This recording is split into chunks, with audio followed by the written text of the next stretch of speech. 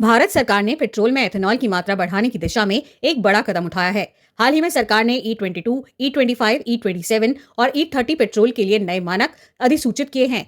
इसका मतलब है कि भविष्य में भारत E20 से आगे बढ़कर 30वीं सदी तक एथेनॉल मिश्रित पेट्रोल की ओर जा सकता है।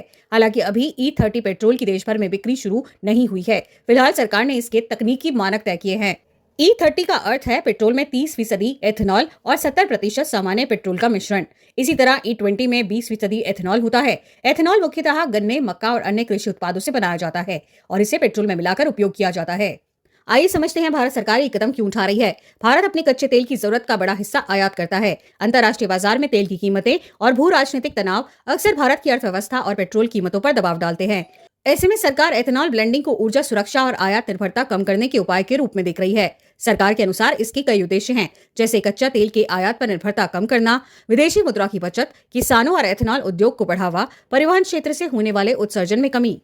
अब सवाल यह है कि क्या E30 पेट्रोल अभी मिलने लगेगा? नहीं, ये समझना जरूरी है कि सरकार ने अभी केवल BIS यानी तकनीकी मानक तय किए हैं। इसका मतलब ये नहीं है कि कल से ही हर पेट्रोल पंप पर E30 मिलने लगेगा। देशव्यापी रोल आउट के लिए तेल कंपनियां, वाहन निर्माताओं और पेट्रोल पंप नेटवर्क को तैयार करना होगा। आम आदमी पर इसका क्या असर पड़ेगा? इस सवाल का जवाब भी बेहद जरूरी है। इससे पेट्रोल सस्ता होगा या महंगा, ये सबसे बड़ा सवाल है। अभी सरकार ने कीमतों पर कोई घोषणा नहीं की है। सैद्धांतिक रूप पर घरेलू एथेनॉल के बढ़ते उपयोग से आयातित तेल पर निर्भरता कम हो सकती है, जिससे लंबे समय में कीमतों पर दबाव घट सकता है। लेकिन ये जरूरी नहीं कि E30 आते ही पेट्रोल तुरंत सस्ता हो जाए। कीमतें अंतर्राष्ट्रीय कच्चे तेल, टैक्स और सरकारी नीतियों पर भी निर्भर करती है।